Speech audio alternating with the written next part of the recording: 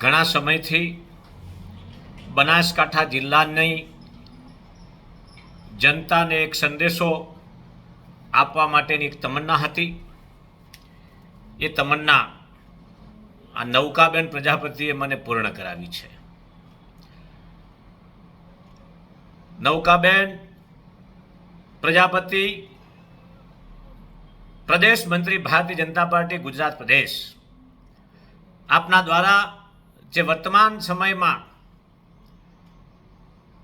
બનાસકાંઠા લોકસભા સાંસદના ઉમેદવાર બેન શ્રી ગેનીબેન ઠાકોર ઉપર જે પાયા વગરના જે આક્ષેપો કરવામાં આવ્યા, એ આક્ષેપોને હું સખ્ત શબ્દોમાં વખોડું છું. નૌકાબેન, મારે આપને કહેવું છે કે પ્રજાપતિ સમાજની દીકરીઓ ઉપર જ્યારે અત્યાચાર, પાપાચાર, બળાત્કાર જેવી જે ઘટનાઓ બની, તે સમયે આપ ક્યાં ગયા હતા? વાવ તાલુકામાં ઘટના બની, સુઈગામ તાલુકામાં બની, થરાદ તાલુકામાં બની. આપ ભાભર તાલુકામાં જ રહો છો, પ્રોપર ભાભરમાં જ રહો છો, અને આપને ખબર ન હોય એ બની જ ન શકે. ઇલેક્ટ્રોનિક મીડિયા, ગુજરાત સમાચાર, સંદેશ, દિવ્ય ભાસ્કર જેવા અનેક અખબારોમાં, પેપરોમાં, ઇલેક્ટ્રોનિક મીડિયામાં ઘટનાને ઉજાગર કરવા માટે મીડિયાના મિત્રોએ ખૂબ સહયોગ કર્યો હતો. તે વખતે વાવ તાલુકાના ધારાસભ્ય બેન શ્રી ગેનીબેન ઠાકોર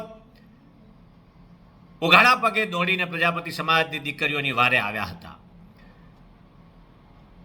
તે વખતના થરાદના ધારાસભ્ય ભાઈ શ્રી ગુલાબસિંહ દરબાર એ પણ આ પરિવારને સાંત્વના આપવા માટે આવ્યા હતા. એ વખતે ભારતીય જનતા પાર્ટીના કે એક પણ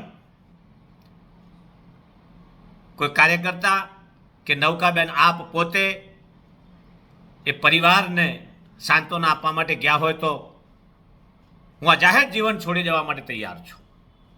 નૌકાબેન, આપને ખબર નથી કે હું કોની સામે અવાજ ઉઠાવી રહી છું. ગેનીબેન તો લોક પ્રતિનિધિ તરીકે, લોકોના સેવક તરીકે કામ કરે છે. તમે ભારતીય જનતા પાર્ટીમાં ગુજરાત પ્રદેશના ઉપપ્રમુખ રહ્યા, પ્રદેશના મંત્રી છો વર્તમાન સમયમાં, પરંતુ કોઈ પણ વ્યક્તિને તમે તો નાનો મોટો સહયોગ કર્યો હોય એવું મને નથી સાંભળાતું, કે મેં ક્યાંય જોયું નથી. નૌકાબેન, પ્રજાપતિ સમાજની દીકરીઓને નિવારે તો ગેનીબેન, બનાસની બેન ગેનીબેન ઠાકોર આવી હતી. અને મારે બનાસકાંઠા જિલ્લાના પ્રજાપતિ સમાજના સર્વે નાના મોટા મતદારોને, મારી માતૃશક્તિને, મારા યુવાન મિત્રોને, મારા વડીલોને મારે વિનંતી કરવી છે કે 7મી તારીખે આ ગેનીબેન ઠાકોરનું ઋણ ચૂકવવાનો અવસર આવ્યો છે. તો સમગ્ર પ્રજાપતિ સમાજના મતદારો ગેનીબેન ઠાકોરને 7મી તારીખે મતદાન કરી અને વિજય બનાવે એવી અપેક્ષા રાખું છું. સાથે સાથે બનાસકાંઠા જિલ્લાની 18 આલમના નામી અનામી મતદાતાઓને મારી વિનંતી છે, એક કુંભાર ભગતના, એક પ્રજાપતિ સમાજના દીકરા તરીકે હું આપ સર્વેની પાસે હું ભિક્ષા માગું છું કે ગેનીબેન ઠાકોર એક પ્રજાના પ્રતિનિધિ તરીકે, એક લોકસેવક તરીકે આપણે બધા આવનારા દિવસોમાં જો જોવા માગતા હોઈએ તો ગેનીબેનને વધુમાં વધુ મતો આપી અને બનાસકાંઠાના એક લોક પ્રતિનિધિ, લોક સેવક તરીકે આપણે દિલ્હીમાં આપણે બેસાડીએ.